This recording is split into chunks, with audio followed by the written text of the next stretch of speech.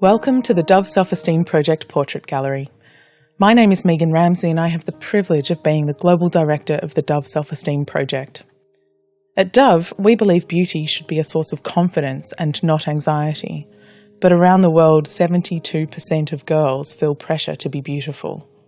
This pressure is holding them back. The Dove Self-Esteem Project helps girls build positive body confidence and self-esteem. Our education programs have so far reached more than 17 million young people. In this gallery, you'll meet 5 women and girls who are powerful role models of positive body confidence and self-esteem. We hope you're as inspired by their stories as we are.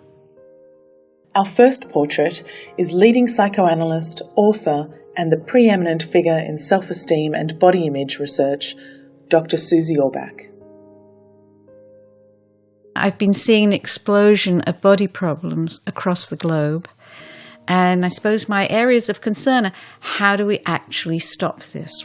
Because this is a public health emergency that is often not recognised and thought of as just very trivial, when in fact it's very, very serious. As the years have gone by, I've seen the problem hit younger and younger women. And the thing that's so tricky is that it's affecting parents. So that parents are not feeling comfortable in their bodies and they're developing body preoccupations. So the next generation grows up thinking that it's normal to be worried about your body, which is why it's so important to help parents and to help mums and to help school teachers. If this issue isn't addressed, I think what we are doing is putting a girdle and a restraint and a limit on our young women and our girls too. It means you need a social mission in the world that says this is not okay. We need to do something different because people are entitled to live from their bodies, not have their bodies be their calling card that says everything about them. I think Dove has stepped into a void which should have been fulfilled by education. They speak to the people who are delivering them as well as to the kids. So it might be the teacher, it might be the girl guide leader, it might be the parent. None of those people are free of these issues. So it addresses their concerns about their own issues at the same time as it's addressing the younger generation. And I think that's very important. Our second portrait is of Michelle Anthony from Chester, UK. She's the mother of 2 girls and her eldest daughter, Erina, is 10 years old. Prior to using the website, I hadn't really noticed any low self-esteem confidence in my daughter. But after going through some of the activities in there, it's apparent that Erina actually does have a low self-esteem.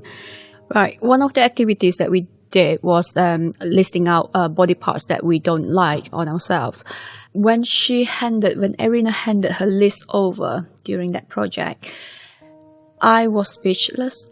I was literally speechless because looking at those body parts that she listed down, it virtually mirrored what I had written down. I realized there are various things I've been doing that actually influence how my daughter views herself, and I become more aware of how I influence her on a day-to-day basis. I find that I'm more relaxed in terms of my own attitudes. I actually went for an audition for a punter just 3 weeks ago, which is not something that I would normally do. Our third portrait is of school teacher Di Harrell, who for the last 5 years has taught self-esteem building workshops to her students in Gloucestershire. Low self-esteem, I think, really does impact in the classroom. It stops young people quite often from putting their hand up, from taking part in the lesson, from really getting involved. They become a bit of a bystander, I believe, and I think until you can actually start raising that self-esteem, they actually just sit back and they're not actually really getting involved and participating as much as they could be. Without a doubt, there's a definite link between low self-esteem and academic performance. If you've got girls that are unwilling to participate in lessons, are shy, reserved, not really joining in, giving of their most, not really focused, and maybe it has an impact on their mental health. It can make them, they can be depressed or sad, and all these things. If a young person's not in a good frame of mind, something's going on in the background, they will not learn as well as they would if their self-esteem was much better. I do think it's really important that every school should follow this programme, just for the students' own self-esteem, but also for their academic sort of attainment. Our next portrait is Laura West, a girl guiding leader from Bristol in the UK and a positive body confidence champion for young people all over the world. So 2 years ago, WAGS, which is the World Association of Girl Guides and Girl Scouts, created a partnership with Dove, and they created Free Being Me, which is to help increase the body confidence in girls and young women. There's a lot of girls who are struggling with their self-esteem and the way they look, and I think that does have an effect on if they participate. After about 2 weeks, I definitely start to see a difference in the girls and young women that I'm interacting with. They are more confident and they're more willing to join in, not only with the session, but also I hear them talking in a different way, less body talk, and just more accepting of other people. So watching the process over the weeks, it made me feel that the Free Being Me programme and the Dove Self-Esteem programme is so worthwhile. It's done for a real reason, and actually it does work. I've noticed the Free Being Me sessions having a major impact on my life. I got married earlier this year, and a lot of people worry about what they look like, about what they're eating, and I didn't worry at all. It definitely helped the lead up to the wedding. In this portrait is 12-year-old Olivia Robinson. With the help of great role models, Olivia is overcoming the pressure that she's feeling to be beautiful.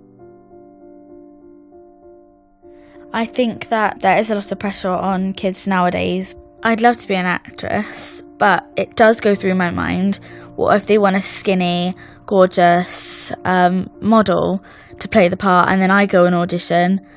I don't really want them to look at me, frown upon me and say, get out, you're not right for this part. As I was doing the programme, it did make me feel more confident because I've realised I didn't have to hide behind a face full of makeup. I slowly started to think about it, and that kind of made me open up my eyes to what it really meant to be beautiful. It did make me think, why does your face need to be perfect? You don't need to be perfect to be a supermodel. I am more into natural beauty than face full of fake beauty. Thank you for listening. You too can help create a world where beauty is a source of confidence by joining us at the Dove Self-Esteem Project, selfesteem.dove.com.